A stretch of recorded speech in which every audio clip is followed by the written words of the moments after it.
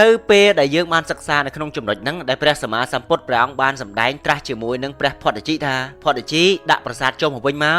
កកុំឲ្យសាច់ញាតិរបស់អ្នកលំបាកអីសាច់ញាតិហ្នឹងគឺសាច់ញាតិកាលពីមុនដែលធ្លាប់បានកើតជាស្ដេចចក្រពត្តិហ្នឹងណាឥឡូវយើងសាកគិតទៅមើលថាពាក្យបែបហ្នឹងបើសិនជាខ្ញុំមិនបានអធិប្បាយរឿងរ៉ាវរួមទាំងអស់ហ្នឹងទេណាខ្ញុំគ្រាន់តែលើកមកចំណុចពាក្យដែលព្រះសម្មាសម្ពុទ្ធព្រះអង្គបានសម្ដែងមិនដែរនឹងមានតែជេរនឹងមានតែតេះឌីលគិតថាមើលងាយគេថាទៅជាសត្វអីហ្នឹងថាគេនឹងសាច់ញាតិរបស់សត្វសាច់ញាតិរបស់ត្រីរបស់តើអីហ្នឹងទៅអញ្ចឹងចិត្តរបស់មនុស្សយើងភាគច្រើនគឺមិនទទួលយកនៅសេចក្តីទុក្ខបានន័យថាមិនទទួលយកនៅអរិយសច្ចៈ4ទី1គឺសេចក្តីទុក្ខហ្នឹងគឺអត់ទទួលស្គាល់ទេក៏ប៉ុន្តែដោយសារតែពាក្យនេះគឺជាពាក្យរបស់ព្រះសម្មាសម្ពុទ្ធព្រះអង្គសម្ដែងជាមួយនឹងព្រះអរហន្តដែលជាសាវករបស់ព្រះអង្គសាវកលោកក៏យល់មែនទេក៏ប៉ុន្តែបើសិនជាពាក្យហ្នឹងមិនមែនជាពាក្យរបស់ព្រះសម្មាសម្ពុទ្ធមនុស្សទាំងឡាយយល់យ៉ាងម៉េចដែរដូចជាខ្ញុំនិយាយអញ្ចឹងថាអូត្រីតើក្តាមខ្យងហ្នឹងដែលយើងសម្លាប់ឬដែលយើងទៅរកហ្នឹងសុទ្ធតែជាញាតិរបស់យើងសួរគេខឹងទេគេខឹងគេអត់ទទួលស្គាល់នោះទេថាញាតិរបស់គេណាជាសត្វអញ្ចឹងទៅគ្មានប្រពុតណាមកនិយាយអញ្ចឹងទេអ្នកឯងនិយាយតែតាមគំនិតខ្លួនឯងច្បាស់ជាមានខ្ញុំជឿថានឹងមានដូច្នេះនៅក្នុងចំណុចនេះខ្ញុំជឿថានឹងមានតែជេរនឹងមានតែតេះឌីលមើលងាយអ្នកដែលនិយាយរឿងនឹងច្រើនជាពិសេសខ្ញុំដែលកំពុងនិយាយហ្នឹងព្រោះមានអ្នកជេរច្រើនដូច្នេះកុំបារម្ភណាហើយអ្នកនរគ្នាចាំមើលហើយកុំបារម្ភហើយក៏មិនចាំបាច់ទើសទាល់ឬក៏ខឹងក្រោតជំនួសខ្ញុំអត់ឲ្យពុកម៉ែរបស់បងប្អូនគ្នាទៅខឹងអ្នកដែលគេជេរគេខមមិនអីតេះឌីលគេជេរខ្ញុំអីមិនបាច់ចាំទៅតវ៉ាណាប្រាប់ឲ្យហើយណាអាហ្នឹងគឺជាវិបាករបស់ខ្ញុំហើយអាហ្នឹងក៏ខ្ញុំត្រូវតែបង្ក្រាបព្រោះបើសិនជាខ្ញុំដឹងថានឹងគឺជាអកុសលហើយខ្ញុំមិនដោយខ្ញុំក៏មានទោសថែមទៀតខ្ញុំក៏អាចបង្ក្រាបបុគ្គលទាំងអស់នឹងបានដែរក៏ប៉ុន្តែប្រសិនបើពុកម៉ែបងប្អូនគ្នាចង់បង្ក្រាបឬក៏ចង់តតាំងត្រឡប់ទៅវិញដោយមិនមានទោសគឺត្រូវតតាំងដោយកុសលឲ្យយើងមានចិត្តជាកុសលហើយចេះប្រើសំណួរកុំសំណួរលក្ខណៈគេហៅថាកុំទៅជេរប្រមាថកុំទៅបៀតបៀនកុំទៅមើលងាយអត់ទេក៏ប៉ុន្តែឲ្យឆ្លើយតបប្រភេទជាកុសលត្រឡប់ទៅវិញឬក៏និយាយថានេះតាមរយៈដែលខ្ញុំបានសិក្សានៅក្នុងចំណុចនេះអានេះគឺបានអូខេណាអានេះគឺខ្ញុំអធិប្បាយឲ្យហើយដើម្បីការពារចាក់វ៉ាសាំងឲ្យហើយព្រោះអីពេលខ្លះទៅមិនមែនតែអ្នកជេរខ្ញុំអ្នកដែលតេះឌីលខ្ញុំនឹងគឺមានទោសទេសូម្បីតែពុកម៉ែបងប្អូនដែលមានសទ្ធាជាមួយខ្ញុំដល់ពេលឃើញអញ្ចឹងអត់ពេញចិត្តទេមែនទេដូចដែលខ្ញុំនិយាយពីដំបូងថាពេលខ្លះទៅស្រឡាញ់មេប៉ុន្តែកូនចៅអាចនឹងសាងកម្មសួរមានទេមានក៏ប៉ុន្តែយ៉ាងណាខ្ញុំអធិប្បាយនេះគឺចង់ឲ្យពុកម៉ែបងប្អូនមានសុវត្ថិភាពគ្រប់យ៉ាងគ្រប់ផ្លូវដូច្នេះខ្ញុំត្រូវអធិប្បាយឲ្យពុកម៉ែបងប្អូនបានយល់បើទោះបីជាពាក្យហ្នឹងគឺជាពាក្យរបស់ព្រះសម្មាសម្ពុទ្ធក៏ដោយក៏ប៉ុន្តែនៅពេលណាដែលខ្ញុំនិយាយមកទីមួយខ្ញុំត្រូវបកស្រាយឲ្យអស់សេចក្តីសិនការពារនៅពេលដែលគេតេះឌីលគឺគេបាបមិនមែនតែខ្ញុំភ័យរឿងគេតេះឌីលគេអត់ទេខ្ញុំអត់មានតែខ្លាចរឿងហ្នឹងទេក៏ប៉ុន្តែនៅពេលគេតេះឌីលមកគេបាបទី1ទី2អ្វីដែលខ្ញុំលើកមកហ្នឹងគឺខ្ញុំលើកទៅតាមលំរាត្រូវទេទី3អ្វីដែលខ្ញុំអធិប្បាយនេះគឺដើម្បីហ្វឹកហាត់ចិត្តរបស់ខ្ញុំដែរមិនថាអ្វីដែលខ្ញុំអធិប្បាយហ្នឹងគឺសិតតែខ្ញុំអាចធ្វើបានគ្រប់បែបយ៉ាង 100% អត់ទេខ្ញុំអាចធ្វើបានតែ 0.001% នោះទេធ្វើបិទតែខ្ញុំដឹងរឿងរ៉ាវទាំងអស់ហ្នឹងណាហើយខ្ញុំក៏មិនជឿជាក់ដែរថាបន្ទាប់ពីខ្ញុំស្លាប់ទៅខ្ញុំទៅកាន់ឋានសួគ៌ទៅកាន់សុគតិក៏មិនប្រកាសដែរតែខ្ញុំក៏ធ្វើការហ្វឹកហាត់ពេលខ្លះខ្ញុំក៏ផ្លត់សតិដូច្នេះនៅពេលណាដែលខ្ញុំបានធ្វើការហ្វឹកហាត់ខ្ញុំបានលើកធម្មៈរបស់ព្រះសម្មាសម្ពុទ្ធមកហ្វឹកហាត់យកមករំលឹកឡើងវិញយកមកស្វាត់ខ្ជាយឡើងវិញបានថាយកមករំលឹកយកមកទន្ទិញឡើងវិញព្រោះពេលខ្លះខ្ញុំក៏ភ្លេចខ្លួនអញ្ចឹងអ្វីដែលខ្ញុំអធិប្បាយហ្នឹងគឺរលឹកចំពោះខ្លួនឯងផងហើយក៏ចង់ឲ្យពុកម៉ែបងប្អូនគ្នាធ្វើការរលឹកដែរអញ្ចឹងហើយបានជាខ្ញុំឲ្យពុកម៉ែបងប្អូនគ្នាស្ដាប់ឲ្យបានញឹកញាប់ហើយពេលខ្លះទៀតខ្ញុំក៏ស្ដាប់ខ្លួនឯងដែរណាខ្ញុំក៏ស្ដាប់រឿងរ៉ាវចំណេះដឹងហើយនឹងមេរៀនដែលខ្ញុំបានអធិប្បាយខ្លួនឯងដែរពេលដែលខ្ញុំអធិប្បាយនឹងហើយខ្ញុំចងចាំខ្ញុំបើកតម្រាខ្ញុំកត់ត្រាហើយបើសិនជាខ្ញុំមិនរំលឹកទេពេលខ្លះខ្ញុំភ្លេចអស់ដូច្នេះខ្ញុំត្រូវតែរំលឹកខ្លួនឯងដែរព្រោះតាមធម្មតានឹងមានអ្នកខ្លះនៅពេលដែលខ្ញុំអធិប្បាយនឹងពាក្យរបស់ព្រះសម្មាសម្ពុទ្ធក៏ដោយក៏ប៉ុន្តែខ្ញុំជាអ្នកអធិប្បាយសូម្បីតែយុគសម័យមុនក៏មានអ្នកគេតេះឌីលព្រះសម្មាសម្ពុទ្ធដែរអត់មានអីប្លែកនោះទេគ្រាន់តែគេតេះឌីលព្រះសម្មាសម្ពុទ្ធវិបាកធ្ងន់តែចំពោះខ្ញុំយ៉ាងច្រើនគឺមានទោសមានទុកមានទោសទៅតាមគុណធម៌របស់ខ្ញុំក៏ប៉ុន្តែបើសិនជាយើងសាងពៀចងពៀជាមួយគ្នាក្រែងលោកអនាគតទៅយើងមានកម្លាំងបុណ្យអានឹងអាចនឹងសាងកម្មធ្ងន់ឧទាហរណ៍ថាអ្នកនេះអាចទៅជាព្រះអរហន្តអីចឹងទៅបើសិនជាខ្ញុំខឹងខ្ញុំចងពៀស្រាប់ខ្ញុំឃើញព្រះអរហន្តមួយអង្គនោះស្រាប់តែខ្ញុំតេះឌីលអានឹងគឺខ្ញុំបាបធ្ងន់នឹងហើយដែលខ្ញុំត្រូវអធិដ្ឋានការពារខ្ញុំអធិដ្ឋានការពារអត់ឲ្យតេះឌីលអ្នកណាគ្រប់យ៉ាងឬក៏ពេលខ្លះទៀតស្រាប់តែខ្ញុំមានបុណ្យដែរខ្ញុំអាចនឹងកើតទៅជាឧទាហរណ៍អនាគតទៅណាស្រាប់តែខ្ញុំប្រាថ្នាត្រាស់ជាព្រះសម្មាសម្ពុទ្ធខ្ញុំត្រាស់ដឹងមុនបុគ្គលដែលគាត់ចងពៀហ្នឹងគាត់សន្សំយូរទៅអាចកើតទៅជាមីរបស់ខ្ញុំក៏គាត់សាងកម្មធ្ងន់ដែរដោយដែលខ្ញុំអធិប្បាយពីដំបូងមិត្តសម្លាញ់របស់ព្រះពោធិសត្វ มีเรียธีริแม่เด้ก็ប៉ុន្តែมีเรียธีរិចបច្ចុប្បន្នលោកអត់ទាន់បានសាងកម្មធ្ងន់រហូតដល់ធ្លាក់នរកអវិជ័យដូចព្រះមហាមោគលានណាព្រះមហាមោគលានកាលពីមុនណាធ្លាប់បានធ្វើមាព្រះសម្មាសម្ពុទ្ធកកុសន្ធោគប់ក្បាលព្រះវិធុរៈដែលជាអគ្គសាវកស្ដាំរបស់ព្រះវិធុព្រះវិធុរៈដែលជាអគ្គសាវកស្ដាំរបស់ព្រះសម្មាសម្ពុទ្ធកកុសន្ធោហើយមិនត្រឹមតែប៉ុណ្ណោះទេមាហ្នឹងគឺត្រូវបន្លំខ្លួនទៅធ្វើជាអ្នកដែលប្រែកលាទៅជាភិក្ខុទៅធ្វើជាលោកណាទៅចាប់ត្រីទៅចាប់ស្រីបានន័យថាលៀបពណ៌លោកគ្រប់បែបយ៉ាងហើយទៅនិយាយទៅលៀបពណ៌ថាប្រពុតនឹងសម្ដែងអីអត់លោនិយាយទៅលៀបពណ៌ផងចោតប្រកាន់ផងមូលបង្កាច់ផងធ្វើគ្រប់បែបយ៉ាងដើម្បីឲ្យអ្នកដទៃយល់ថាព្រះពុទ្ធហ្នឹងអត់ល្អនឹងអតីតព្រះមហាមោគលានណាអតីតព្រះមហាមោគលានគឺជាមារបស់ព្រះសម្មាសម្ពុទ្ធកកុសន្ធោដល់ពេលចុងក្រោយធ្លាក់អវជ័យមហានរករហូតទាល់តែងើបអំពីមហានរកមកកើតមកជាមនុស្សវិញខ្សែគប់ខុសបានប្រពន្ធខុសសម្រាប់ឪពុកម្ដាយធ្លាក់នរកទៀតអវជ័យមហានរកទៀតងើបត្រឡប់មកវិញបានមកកើតទៅជាតបោះចេញទៅបួសតបោះដល់ពេលដល់វិបាកកម្មផ្សេងនៅសេសសល់ត្រូវគេស្ដោះទឹកមាត់ឡើងលិចតបោះនឹងទៀតរហូតទាល់តែជាតិចុងក្រោយបានកើតទៅជាព្រះមហាមោគលានដែលសាងបុណ្យសាងបារមីជាមួយព្រះសម្មាសម្ពុទ្ធសមណគោតមអញ្ចឹងយើងឃើញដែរទេថាពាក្យថាមាមួយម៉ាត់មិនមែនមាតែមួយទេណាមាច្រើនសូម្បីតែអ្នកដែលនៅក្នុងពុទ្ធសាសនាសូម្បីតែអតីតអគ្គសាវកឆ្វេងរបស់ព្រះសម្មាសម្ពុទ្ធបុគ្គលដែលមានឫទ្ធិបំផុតកម្ពូលលើវិខទាំងឡាយផ្នែកខាងមានឫទ្ធិណាទេបបុត្រមាផ្ចាញ់ចាព្រះសម្មាសម្ពុទ្ធដែរនេះយើងសាកគិតមើលហើយនៅក្នុងភពផែនដីនេះណាមិនមែននៅផែនដីមុនទេអតីតព្រះមហាមោគលានហ្នឹងធ្លាប់អធិដ្ឋានចិត្តសាងបារមីคล้ายទៅជាអគ្គសាវកហ្នឹងមិនដឹងថាយូរប៉ុណ្ណានោះទេក៏ប៉ុន្តែព្រះសម្មាសម្ពុទ្ធព្រះអង្គព្យាករកាលពីមួយអសង្ខ័យផែនដីមុនមួយអសង្ខ័យមួយសែនកាប់មុនដូច្នេះហើយសូមឲ្យយើងអធិដ្ឋានកាលពីយើងត្រៀមខ្លួននៅពេលដែលយើងហ្វឹកហាត់ហ្នឹងដើម្បីអីដើម្បីសុវត្ថិភាពខ្លួនរបស់យើងមិនមានអ្នកណាជួយបាននោះទេចិត្តរបស់យើងមិនមានអ្នកណាអាចជួយបាននោះទេហើយនៅក្នុងកំឡុងពេលវេលាដែលពុកម៉ែបងប្អូនគ្នាជាអ្នកសាងបារមីយើងមិនចាំបាច់ទៅគិតវេះទេយើងមិនចាំបាច់ទៅគិតវេះថាអូខ្លាចគេជេរខ្លាចគេថាខ្លាចគេនិយាយអត់ចាំបាច់ទេពេលខ្លះទៅបើសិនជាយើងអាចរៀបចិត្តរបស់យើងបានល្អនោះគឺជាឱកាសទៅវិញឥឡូវខ្ញុំឧទាហរណ៍ថានៅក្នុង page របស់ខ្ញុំ channel របស់ខ្ញុំនេះមានអ្នកដែលគេ comment តេះឌីល comment ជេរ comment សួរមួយចំនួនណាបើសិនជាខ្ញុំមានការលំបាកចិត្តផ្នែកហ្នឹងពេលខ្លះខ្ញុំអត់ចាំបាច់ធ្វើ channel តទៀតខ្ញុំអត់ចាំបាច់ធ្វើការអធិប្បាយធម្មតានតទៀតទេក៏ប៉ុន្តែដោយសារតែមានបុគ្គលខ្លះគាត់ជេរគាត់តេះឌីលឬគាត់ចោទជាសំណួរមកនឹងគឺជាឱកាសរបស់ខ្ញុំដែលយកសំណួរទាំងអស់ហ្នឹងមកធ្វើ content បន្តទៀតឬក៏ពេលខ្លះទៀតគឺជាឱកាសមួយដែលខ្ញុំអាចយកអត្ថន័យកន្លែងហ្នឹងទៅបង្ក្រាបព្រោះតាមធម្មតាព្រះពោធិសត្វទាំងឡាយតាមធម្មតាពេលដែលព្រះអង្គសាងបារមីនៅក្នុងសង្សារវដ្តព្រះអង្គក៏ត្រូវបង្ក្រាបបានន័យថាបង្ក្រាបនៅទិដ្ឋិមិនល្អបើសិនជាព្រះអង្គមិនបង្ក្រាបទិដ្ឋិទាំងអស់ហ្នឹងទេណាឧទាហរណ៍ថាបុគ្គលម្នាក់ហ្នឹងគាត់និយាយប៉ាត់ណាប៉ាត់ណីគាត់និយាយលៀបពណ៌ឬក៏និយាយតេះឌីលអីចឹងទៅហើយយើងដើរចេញយើងអត់បង្ក្រាបយើងអត់រវល់យើងគិតថាហ្នឹងខន្តីតែពិតអាហ្នឹងមិនមែនជាការខន្តីទេណាអាហ្នឹងគឺជាការដកថយខន្តីគឺជាការអត់ធ្មត់នៅផ្នែកកុសលក៏ប៉ុន្តែពេលខ្លះយើងដកថយដោយការខឹងដោយការអន់ចិត្តបែបនេះអត់ល្អនោះទេបើទោះបីជាពុកម៉ែបងប្អូនគ្នាត្រាស់ជាព្រះសម្មាសម្ពុទ្ធក៏ដោយបើសិនជាដកថយរហូតទាល់តែត្រាស់ដឹងខ្លាយទៅជាព្រះសម្មាសម្ពុទ្ធក៏ដោយក៏ប៉ុន្តែក៏មិនអាចទូមានបុគ្គលបែបហ្នឹងបានដែរព្រោះអីយើងធ្លាប់សន្សំឧបនិស្ស័យដកថយឃើញទេក៏ប៉ុន្តែបើសិនជាយើងទៅបង្ក្រាបលក្ខណៈបែបដោយទិដ្ឋិដោយអកុសលយើងក៏បាបឃើញទេដូច្នេះគ្រប់បែបយ៉ាងយើងត្រូវយល់ពីផ្នែកហ្នឹងក៏ប៉ុន្តែនៅក្នុងចំណុចនេះខ្ញុំតែងតែអធិប្បាយជាប្រចាំហើយក៏ប៉ុន្តែយ៉ាងណាខ្ញុំគ្រាន់តែបន្ថែមឲ្យពុកម៉ែបងប្អូនគ្នាបានយល់ថាហេតុអីបានជាខ្ញុំធ្វើព្រោះមានអ្នកខ្លះគាត់សទ្ធាជាមួយខ្ញុំប៉ុន្តែគាត់តេះឌីលខ្ញុំនៅផ្នែកមួយឧទាហរណ៍ថាគាត់ស្ដាប់ធម៌គាត់សរសើរគាត់សាធុអីចឹងទៅក៏ប៉ុន្តែនៅពេលដែលឃើញខ្ញុំទៅឆ្លើយតបសំណួរឬក៏ធ្វើវីដេអូទៅតតាំងជាមួយនឹងអ្នកខ្លះគាត់តេះឌីលគាត់ comment ឬក៏គាត់សួរនៅរឿងដែលមិនគួរសួរណាគាត់គិតថាសំណួរអញ្ចឹងទៅឆ្លើយតបធ្វើអីមិនបានខ្ញុំមិនព្រមប្លុកចោលទៅហេតុអីខ្ញុំមិនព្រម ban ចោលទៅឆ្លើយតបបុគ្គលអញ្ចឹងអ្នកខ្លះគាត់នៅពេលដែលឃើញអញ្ចឹងគាត់ខឹងខ្ញុំគាត់សទ្ធាជាមួយខ្ញុំនៅរឿងមួយចំណុចគាត់សាធុនៅពេលដែលខ្ញុំចែកបនឧទ្ទិសបនអីអូគាត់សប្បាយចិត្តតែដល់ពេលខ្ញុំឆ្លើយតបសំណួរគាត់អត់ពេញចិត្តទេព្រោះឧបនិស្ស័យរបស់គា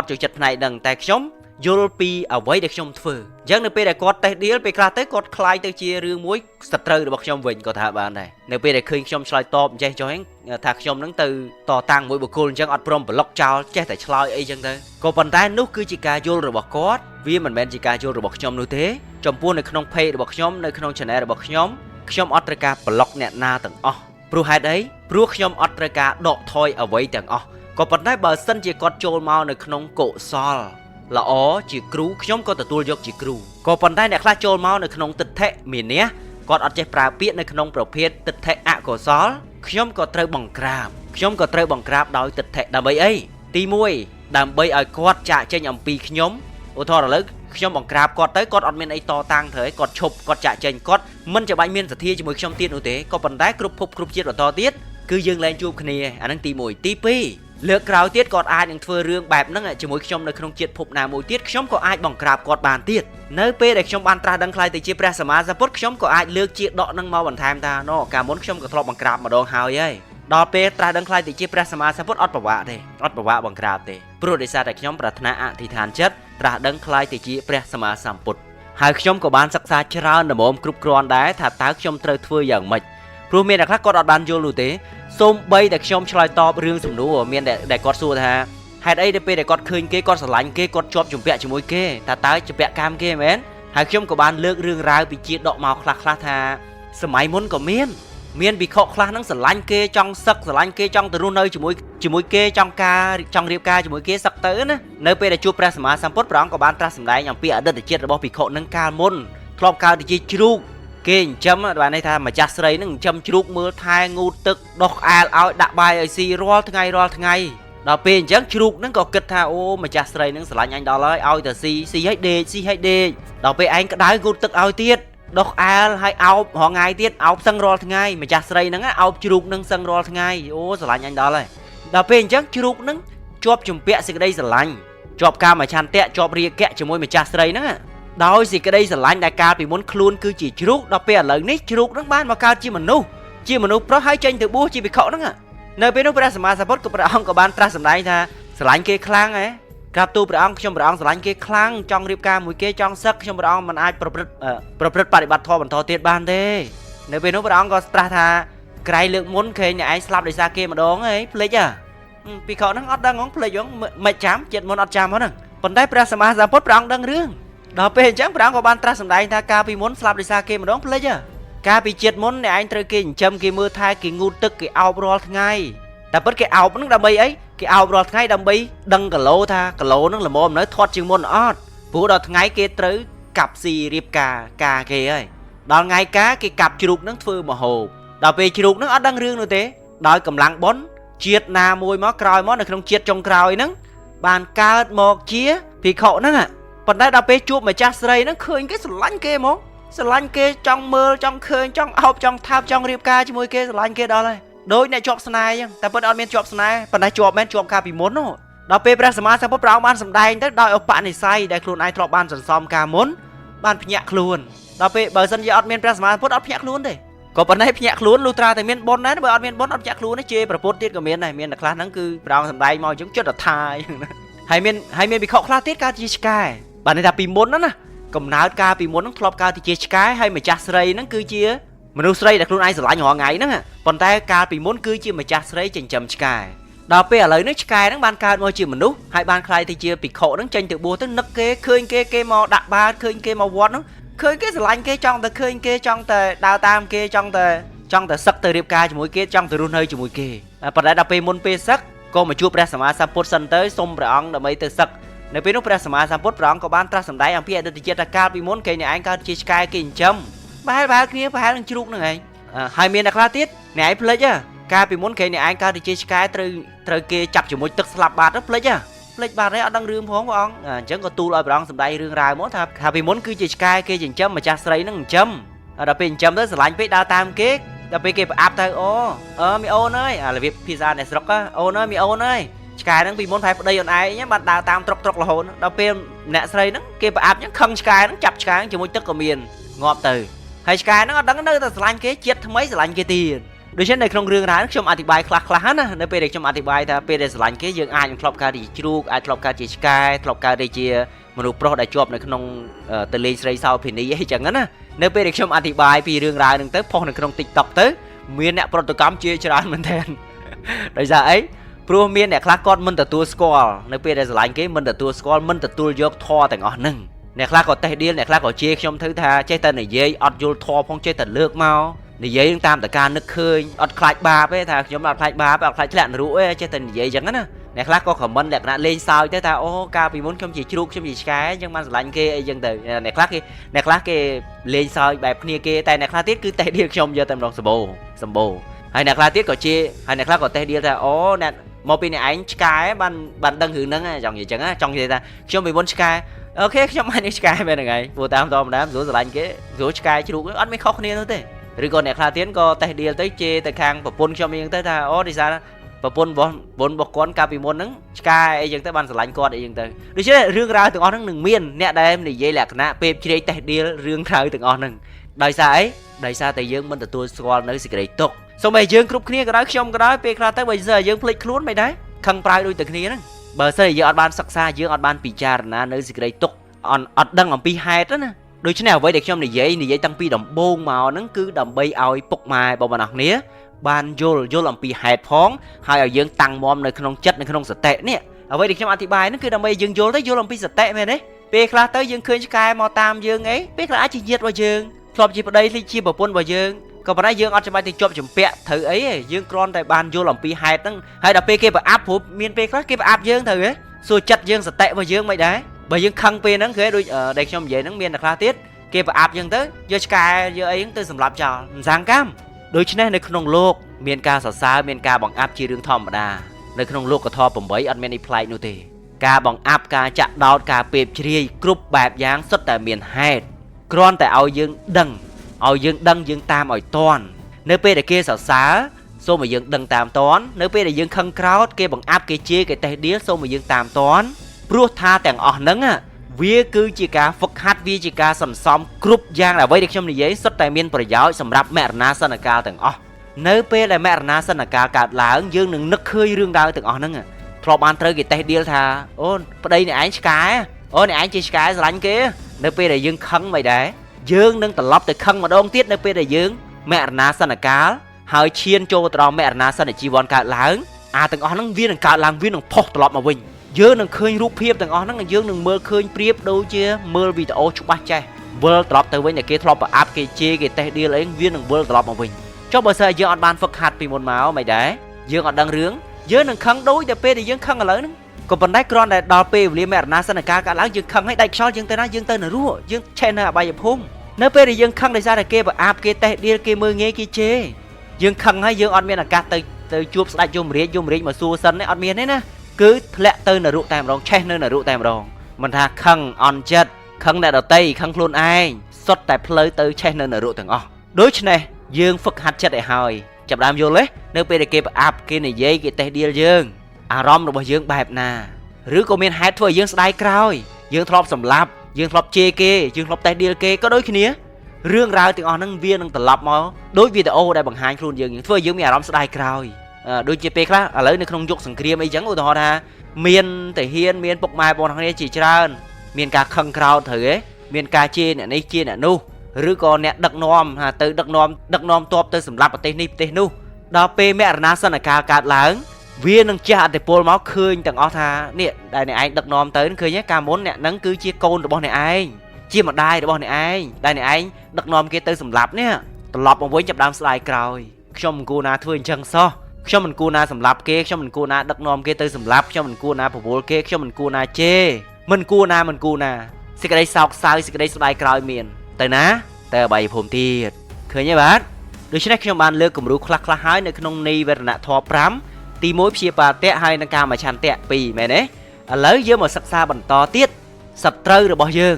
មារបស់យើងដែលជាហេតុធ្វើឲ្យយើងកើតនៅសេចក្តីសោកសៅស្ដាយក្រោយធ្វើឲ្យយើងធ្លាក់នរកដូចគ្នាគឺអុជចៈកុកចៈហើយខ្ញុំជឿថានៅក្នុងចំណុចនេះគឺច្រើនណាស់ច្រើនមែនតើនាំហេតុធ្វើឲ្យយើងធ្លាក់នរកជាពិសេសគឺកើតចេញអំពីអ្នកដែលខុសសិលនៅក្នុងព្យាបាទៈគឺមโนកម្មមែនទេក៏ប៉ុន្តែនៅក្នុងអុជចៈកុកចៈនេះពេលខ្លះយើងអាចរលឹកទៅដល់កាយកម្មវចីកម្មរបស់យើងបានសេចក្តីស្ដាយក្រោយមួយចំនួនវានឹងផុសត្រឡប់មកវិញដូចខ្ញុំនិយាយថាជាពិសេសអ្នកដែលប្រព្រឹត្តខុសសិលហើយសិក្ខាបទច្រើនបំផុតគឺសិក្ខាបទទី1ការសម្លាប់សត្វបាណាតិបាតហ្នឹងចាំខ្ញុំនឹងអធិប្បាយអំពីអុជចៈកុកចៈហ្នឹងភាសាបាលីណាវាគឺជាធម៌រារាំងនៅក្នុងចំណោមធម៌និវរណៈធម៌ទាំង5ខ្ញុំនឹងអធិប្បាយ step by step បន្តទៀតឥឡូវយើងមកនិយាយអំពីអុជចៈកុកចៈដែលជាធម៌រារាំងធម៌មា វារារាំងមិនឲ្យចិត្តរបស់យើងកើតនៅកុសលហើយនៅពេលដែលមរណាសន្និកាកើតឡើងមរណាសន្និជីវ័នដាច់ខ្យល់ម៉ាត់ពុបយើងអត់មានឱកាសទៅកាន់សុគតិនោះទេផ្លូវតែម្យ៉ាងគឺអបាយភូមិអញ្ចឹងយើងត្រូវមកសិក្សាអំពីសត្រូវរបស់យើងសិនសិក្សាអំពីមីរបស់យើងសិនយើងសិក្សាអំពីអតិចកកចៈហ្នឹងសេចក្តីក្តៅក្រហាយរស័ព្ទរសល់មិនអស់ចិត្តសេចក្តីបារម្ភដើម្បីឲ្យងាយស្រួលយល់ខ្ញុំមានការឧបមាងាយស្រួលយល់ថាអតិចកកចៈហ្នឹងបែបណាឥឡូវខ្ញុំនិយាយអំពីសេចក្តីបារម្ភសិនយើងអត់តនិយាយអំពីរឿងក្តៅក្រហាយកើតចេញអំពីដែលយើងសាងកម្មទេណាគ្រាន់តែបារម្ភធម្មតាបារម្ភថានៅពេលដែលខ្ញុំស្លាប់ទៅអ្នកណាបង្ហើយការងារខ្ញុំឥឡូវខ្ញុំធ្វើការងារអត់តន់ហើយទេមេរបស់ខ្ញុំតិចមេរបស់ខ្ញុំគាត់លំបាកឧទាហរណ៍ចឹងណាយើងធ្វើការងារអូបើសិនខ្ញុំស្លាប់ទៅប្រពន្ធរបស់ខ្ញុំអ្នកណាមើលថែតិចគេយកប្តីថ្មីទៅអូបើសិនជាខ្ញុំស្លាប់ទៅចុះប្តីរបស់ខ្ញុំតិចគេមានថ្មីទៅតិចគេយកស្រីថ្មីយកប្រពន្ធថ្មីទៅអូខ្ញុំនិយាយចឹងតិចគេខឹងខ្ញុំទៅតិចគេគុំខ្ញុំទៅអូស្រែចម្ការរបស់ខ្ញុំអត់តន់បានប្រាប់ឲ្យកូនចៅផងប្លង់នៅណាអត់តន់បានឲ្យកូនអត់តន់បានឲ្យចៅមើលទេអូស្រូវរបស់ខ្ញុំមើលទៅតិចសាប់ស៊ីទៅអូខ្ញុំដាំដើមឈើអត់មានអ្នកណាស្រោចទឹកមើលទៅងាប់អើយដើមឈើហ្នឹងអូត្រីរបស់ខ្ញុំដែលខ្ញុំចិញ្ចឹមវាអត់មានអីស៊ីទេអត់តន់បានប្រាប់មីអូនផងអត់តន់បានប្រាប់អាវ៉ាផងវាដាក់ចំណីឲ្យអត់ទេអូកូនរបស់ខ្ញុំអត់តន់មកពីរៀនទេមិនដឹងថាអ្នកណាទៅយកទេវាមិនដឹងថាវាដឹងតែខ្ញុំស្លាប់អត់ទេអត់ដឹងថាកូនមានលុយចាយអត់ទេឥឡូវនៅពេទ្យមិនដឹងថាត្រូវធ្វើម៉េចទេអាហ្នឹងមានឧទាហរណ៍គំរូខ្លះអាហ្នឹងគ្រាន់តែចិត្តរបស់យើងនឹកឃើញខ្លួនឯងណាឥឡូវអ្នកទាំងគ្នាសាកគិតមើលថាតើយើងធ្លាប់មានគិតអញ្ចឹងមានការបារម្ភមានការមិនអស់ចិត្តរឿងទាំងអស់ហ្នឹងប្រហែលហ្នឹងឯងអាហ្នឹងគ្រាន់តែយើងគិតខ្លួនឯងនៅមានរឿងមួយទៀតមានអ្នកជួយថែមទៀតជឿទេថាមានអ្នកជួយនៅពេលដែលយើងចិត្តស្លាប់ហើយមានអ្នកជួយតែជួយហ្នឹងមិនមែនជួយឲ្យយើងមានសេចក្តីសុខទេណាជួយឲ្យយើងទៅកាន់មហានរកថែមទៀតក៏ប៉ុន្តែមិនមែនថាមិនមានអ្នកជួយឲ្យយើងទៅកាន់សុគតិឯមានពេលខ្លះទៅយើងអាចនឹងស្លាប់ទៅស្រាប់តែយើងកើតទៅជាសម្ភវេសីឬក៏ពេលខ្ល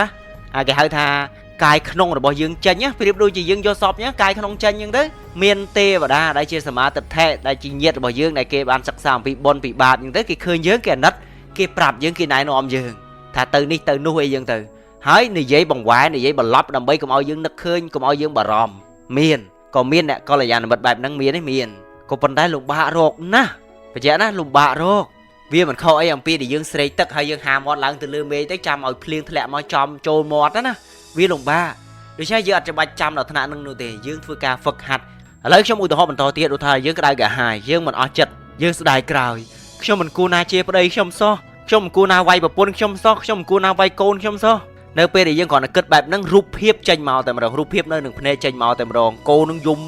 តាមរយៈយើងវាយនឹងយំធ្វើឲ្យយើងសំណោះសោកសៅវាយប្រពន្ធឃើញមុខប្រពន្ធមកផ្លែតនឹកឃើញការវាយប្រពន្ធណាប្រពន្ធនឹងចេញមុខផុសមកតែម្ដងរូបភាពនឹងចេញមកតែម្ដងមានការសោកសៅធ្វើឲ្យយើងចាប់ដើមស្ដាយក្រោយខ្ញុំមិនគួរណាសម្រាប់សត្វសោះយើងនឹងឃើញរូបភាពសត្វនឹងចេញមកតែម្ដងសត្វទាំងអស់នឹងមានការលំបាកវាវេទន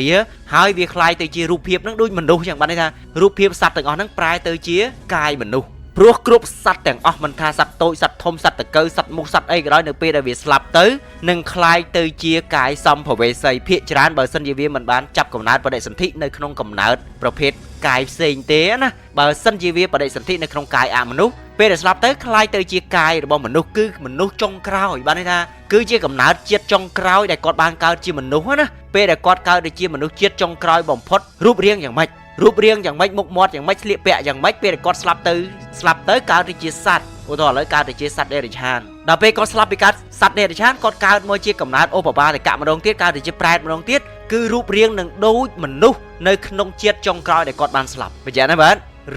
ឬបើសិនជាគាត់នៅជាទេវតាឧទាហរណ៍នៅទេវតារូបរាងយ៉ាងម៉េចស្លាប់ពីមនុស្សទៅគាត់ថាឥឡូវកើតមកជាមនុស្សស្លាប់ពីមនុស្សត្រឡប់ទៅទេវតាវិញគឺរូបរាងអញ្ចឹងដដែលនៅក្នុងតម្រាមាននិយាយច្រើនណាអញ្ចឹងយ៉ាងណាឧទាហរណ៍ថាយើងធ្លាប់សម្លាប់សត្វសម្លាប់មូសក៏ដោយដល់ពេលយើងនឹកឃើញសម្លាប់មូសផ្លែតរូបភាពមូសនឹងចេញមកផ្លែតតែម្ដងរូបភាពនឹងនឹកឃើញហើយមូសនឹងក៏ប្រែសភាពคล้ายទៅជារូបកាយមនុស្សអញ្ចឹងចាប់ដើមត្អូញត្អែហេតុអីក៏លោកឯងសម្លាប់ខ្ញុំប្រពន្ធខ្ញុំកូនខ្ញុំគាត់អត់អីស៊ីខ្ញុំគ្រាន់តែសុំអាហារពីអ្នកឯងតិចតួចគេចាប់ដើមការសោកសៅនឹងមកនៅពេលនោះយើងមានអារម្មណ៍មិនដែរខ្ញុំមិនគួរណាវាយសោះពេលខ្លះទៀតមនុស្សហ្នឹងមូសហ្នឹងអតីតជាតិរបស់យើងធ្លាប់កើតទៅជាកូនជាប្រពន្ធជាឪពុកជាម្ដាយជាសាច់ញាតិរបស់យើងនឹកឃើញនឹងចងចាំអារូបភាពនោះមិនដឹងជាតិពីមុនជាតិពី3ជាតិមុនឬក៏ជាតិមុនវានឹងធ្វើឲ្យយើងចងចាំត្រឡប់មកចងចាំឡើងវិញអាហ្នឹងដូចនៅក្នុងរឿងរ៉ាវព្រះអានន្ទកាលពីមុនលោកធ្លាប់បានកើតទៅជាបរិសសង្ហាកូនជាងមាសយកប្រពន្ធគេនៅក្នុងជាតិហ្នឹងណានៅក្នុងជាតិដល់ពេលលោកស្លាប់ទៅ លោកអត់មាននឹកឃើញអីទាំងអស់ហ្នឹងទេប៉ុន្តែនឹកឃើញរឿងកុសលវិញនឹកឃើញភាពសប្បាយដល់ពេលក្រោយមកជាតិថ្មីកើតទៅជាកូនរបស់លោកសេដ្ឋីកូនមហាសេដ្ឋីហើយបានរក្សាអបោសុទ្ធសិលនៅក្នុងជាតិហ្នឹងអូអបោសុទ្ធតែដល់ពេលជាតិស្លាប់អាជាតិមុននោះត្រឡប់មកនឹកឃើញអាជាតិមុនត្រឡប់ទៅវិញអាជាតិប្រមាណជាតិមុននោះអាជាតិដែលខ្លួនឯងធ្លាប់បានទៅយកប្រពន្ធគេដែលជាតិខ្លួនឯងធ្លាប់ផឹកសុរាហ្នឹងវាផុសត្រឡប់មកវិញដល់ពេលផុសត្រឡប់មកវិញធ្លាក់ទៅកាន់រោងរូបនរុតែម្ដងបុណ្យអបោសុទ្ធអីអត់អាចជួយបាននោះទេព្រោះអីដោយសារតែពេលហ្នឹងអត់ទាន់មានធម្មៈរបស់ព្រះសម្មាសម្ពុទ្ធណែនាំដល់ពេលអញ្ចឹងអត់បានធ្វើការហ្វឹកហាត់នោះទេអត់បានទាញចិត្តត្រឡប់មកវិញណាមានតែការតែតដងបណ្ដោយទៅដល់ពេលបណ្ដោយទៅមិនដែរទៅកាន់មហានរុជាន់ទី4វេទនាដ៏ក្រៃលែងដែលលោកបានសម្ដែងដូច្នេះហើយគ្រប់បែបយ៉ាងវានឹងផុសឲ្យយើងជំរុញឲ្យយើងបែបហ្នឹងពេលខ្លះទៅអ្នកខ្លះធ្លាប់បានយកលុយគេដល់ពេលចាប់ដើមមានអារម្មណ៍មួយស្ដាយក្រោយនៅមន្ទិលនៅក្នុងចិត្តរូបភាពហ្នឹងចេញមកដល់ពេលដែលយើងធ្លាប់យកលុយអ្នកណាអ្នកនោះអាចនឹងពីមុនជាតិមុនធ្លាប់ជាម្ដាយរបស់យើងអូខ្ញុំលុយម្ដាយខ្ញុំអីចឹងចាប់ដើមសោកសៅខ្ញុំមិនគួរណាក្បត់ប្តីសោះខ្ញុំមិនគួរណាក្បត់ប្រពន្ធសោះខ្ញុំមិនគួរណាមានស្រីសោះខ្ញុំមិនគួរណាទៅបោកអ្នកនេះមិនគួរណាទៅសម្លាប់អ្នកនេះមិនគួរណាសម្លាប់សត្វនេះឃើញគ្រប់បែបយ៉ាងទាំងការសោកសៅឬក៏ពេលខ្លះការព្យាបាទៈនឹងវាចាប់ដើមច្បុកច្បល់លាយចូលគ្នាធរនីវរណៈធរវាចាប់ដើមប្រមូលផ្ដុំមកធ្វើឲ្យយើងទៅកាន់មហានរុទៅកើតទៅជាសត្វដេរឆានសញ្ញានៃអកុសលវាត្រឡប់មកប្រមូលផ្ដុំមកនៅក្នុងភ្លាម1000រឿង10000រឿងភ្លាមគឺយើងចងចាំត្រឡប់មកច្រើនមែនតើដូច្នេះហើយអ្នកនេះអាចទប់ទល់បានទេអញ្ចឹងសតិរបស់យើងវានឹងប្រមូលនៅសញ្ញាទាំងឡាយគឺ memory នឹងប្រមូលនៅក្នុងការចងចាំនឹងត្រឡប់មកឲ្យយើងរលឹកហើយមួយទៀតក្រៅអំពីយើងរលឹកខ្លួនឯងហើយក៏មានអ្នកជួយទៀតដែលខ្ញុំនិយាយពីដំបូងថាព្រះសម្មាសម្ពុទ្ធព្រះអង្គបានសម្ដែងថានៅក្នុងលោកសត្វលោកទាំងអស់អ្នកដែលមិនធ្លាប់ជាឪពុកយើងមិនធ្លាប់កើតជាម្ដាយយើងមិនធ្លាប់កើតជាកូនយើងមិនធ្លាប់កើតជាប្តីយើងមិនធ្លាប់កើតជាប្រពន្ធយើងមិនមាននោះទេគឺធ្លាប់កើតទាំងអស់សុទ្ធតែធ្លាប់កើតជាប្តីប្រពន្ធកូនបងប្អូនមិត្តសម្លាញ់ឪពុកម្ដាយសាច់ញាតិគឺសុទ្ធតែធ្លាប់កើតទាំងអស់គ្នាអញ្ចឹងបានន័យថាយើងក៏សុទ្ធតែធ្លាប់កើតទៅជាប្រពន្ធគេហើយយើងក៏ធ្លាប់កើតទៅជាប្តីគេមែនទេអញ្ចឹងបានន័យថាយើងធ្លាប់កើតទៅជាប្រុសក៏ធ្លាប់ស្រីក៏ធ្លាប់ដូច្នេះវាធ្វើឲ្យយើងមានអ្នកជួយពេលដែលស្លាប់ទៅមានអ្នកជួយណាជួយទី1ជួយរឿងល្អជួយទី2ជួយរឿងអកុសលបើថាមានអ្នកជួយផ្នែកកុសលក៏មានជួយផ្នែកអកុសលតែមានហើយអ្នកជួយនឹងមាន2ប្រភេទទៀតទី1គឺកាយសាច់ទី2កាយល្អិតគឺកាយក្នុងកាយអមនុស្សកាយប្រែតកាយទេវតាភាសាសុស្ដាប់ថាកាយភូតមិនមែនភូតមិនមែននិយាយអត់ពិតមែនទេណាភូតគឺសំដៅទៅលើអមនុស្សឥឡូវខ្ញុំនិយាយអំពីអ្នកជួយប្រភេទកាយសាច់សិនកាយសាច់បានកាយមនុស្សយើងទូទៅធម្មតាហ្នឹងមានអ្នកជួយនៅពេលដែលមរណសន្និកាលកើតឡើងឧទាហរណ៍ថានៅក្នុងពេលវេលាដែលមរណសន្និកាលកើតឡើងនឹងហើមរបស់យើងផ្ទឹកអីមែនទេយើងអាចនឹងចូលពេទ្យដាក់អុកស៊ីហ្សែនយើងអត់អាចតាក់ទងអ្នកដទៃបានទេយើងអត់អាចហៅយើងអត់អាចស្រែកប្រាប់អ្នកដទៃបាននោះទេអ្នកជិតខាងរបស់យើងអត់អាចទៅប្រាប់បាននោះទេក៏ប៉ុន្តែយើងនៅមានការប៉ះទង្គិចផ្លូវចិត្តនៅឡើយតិចរបស់យើងនៅស្ដាប់ឮហើយកុំបារម្ភថាខ្ញុំនិយាយទៅអ្នកជំងឺនឹងអត់ឮកុំបារម្ភនៅពេលវេលាមរណសន្និកាលកើតឡើងខ្ញុំប្រាប់ទៅចុះថាប្រៀបដូចជាភ្នែកទឹកតិចទឹកអញ្ចឹងគឺលឺណាស់ច្បាស់ណាស់ភ្នែកមើលអត់ឃើញប៉ុន្តែលឺច្បាស់ហ្មងថ្វីត្បិតតែភ្នែកសាច់នឹងមើលមិនឃើញក៏ប៉ុន្តែភ្នែកខាងក្នុងមើលពេលដែលគាត់លឺសំឡេងរូបភាពនៅក្នុងខួរក្បាលផុសចេញមកតែម្ដងសំឡេងផ្សេងប្រៀបដូចជាគេទូងស្គរនៅក្នុងទ្រូងរបស់អ្នកជំងឺអញ្ចឹងកន្លែងនេះប្រយ័ត្នណាបាទកន្លែងនេះសូមឲ្យពុកម៉ែបងប្អូនគ្នាប្រយ័ត្នណាបាទខ្ញុំអធិប្បាយឲ្យហើយដើម្បីឲ្យយើងការពារឥឡូវឧទាហរណ៍ថាយើងឈឺធ្ងន់នៅក្នុងមរណសន្និកាលយើងកំពុងតែដាក់អុកស៊ីហ្សែនយើងលែងមានសង្ឃឹមហើយនៅពេលវេលានោះកូនចៅកំពុងតែប្រឹក្សាគ្នាថាអើយបងអើយឯងអើយឪពុកយើងម្ដាយយើងកូនយើងមើលទៅអត់មានសង្ឃឹមនោះទេហើយពេទ្យក៏ប្រាប់ទៀតថាហ្នឹងហើយលែងមានសង្ឃឹមហើយអ្នកជំងឺលឺទេលឺអ្នកជំងឺលឺច្បាស់តែម្ដងបើទោះបីជានិយាយនៅបន្ទប់នោះចុងអាគារនោះតែឥឡូវនៅនេះអ្នកជំងឺដេកនៅនេះក៏លឺដែរហេតុអីបាទដូចជាខ្ញុំប្រាប់អញ្ចឹងថាមរណសន្និកាលកើតឡើងភ្នែកទឹកតិចទឹកបើពេលខ្លះទៅពេទ្យគេមកប្រាប់កូនចៅថាបងអើយបើសិនជាបងឯងយល់ល្អអាណិតគាត់ណាកុំឲ្យគាត់វេទនាព្រោះហួសគាត់ហ្មងទៅកុំឲ្យគាត់លំបាកឃើញទេសម្ដីបែបហ្នឹងអ្នកជំងឺឈឺចាប់ណាឈឺចាប់អញ្ចឹងអាសម្ដីទាំងអស់ហ្នឹងឈឺចាប់ណាហើយបើសិនជាកូនចៅអើព្រមបរហួសឪពុកម្ដាយហ្នឹងគឺអនន្តរយកម្មហើយនៅក្នុងពេលវេលាហ្នឹងអ្នកជំងឺនៅពេលដែលឮរឿងទាំងអស់ហ្នឹងគឺឈឺចាប់ប្រៀបដូចជាគេដុតដៃក្តៅយកមករុកតិចអញ្ចឹងឈឺចាប់ណាស់កំហឹងកើតឡើងព្រោះអីព្រោះឥឡូវហ្នឹងរាងកាយរបស់គាត់កំពុងតែវេទនាកំពុងតែឈឺចាប់កំពុងតែលំបាកកម្រើកអត់រួចចង់ទៅនិយាយចង់ទៅប្រាប់ថាកុំធ្វើអញ្ចឹងអត់កើតនោះទេតួនាទីតែម្យ៉ាងប្រៀបដូចជាគេចំបាច់ដៃច្របាច់ជើងសកត់ឡើងណែនខ្ទប់ដង្ហើមហើយនិយាយប្រាប់ថាពហុគាត់ទៅបង្ហើយគាត់ទៅកុំឲ្យគាត់វេទនាតែទីពិតឥឡូវគឺគាត់កំពុងវេទនាការយល់ចិត្តអត់មានទេឥឡូវកំពុងតែហេវកំពុងតែឃ្លាន បើទោះបីជាអ្នកជំងឺកំពុងតែបិទភ្នែកក៏ដោយក៏ប៉ុន្តែសំឡេងឮច្បាស់ព្រោះហេតុអីបាទព្រោះដូចដែលខ្ញុំនិយាយថាកាយរបស់អ្នកជំងឺនៅក្នុងពេលហ្នឹងកំពុងតែតភ្ជាប់ជាមួយនឹងកាយអមនុស្សកំពុងតែនៅក្នុងកណ្ដាលរបៀបគេហៅថាកាយល្អិតត្រៀមបដិសន្ធិថ្មីបើទោះបីជាអ្នកជំងឺហ្នឹងពេលខ្លះតាំងចិត្តឬមិនតាំងចិត្តក៏ប៉ុន្តែឮច្បាស់តែម្ដងព្រោះអីមានអ្នកជួយដោយដែលខ្ញុំនិយាយតាំងពីដំបូងថាមានអ្នកជួយអ្នកណាគឺអ្នកដែលចង់ឲ្យសត្វលោកទាំងអស់ធ្លាក់នរកអ្នកណាបាទគឺមា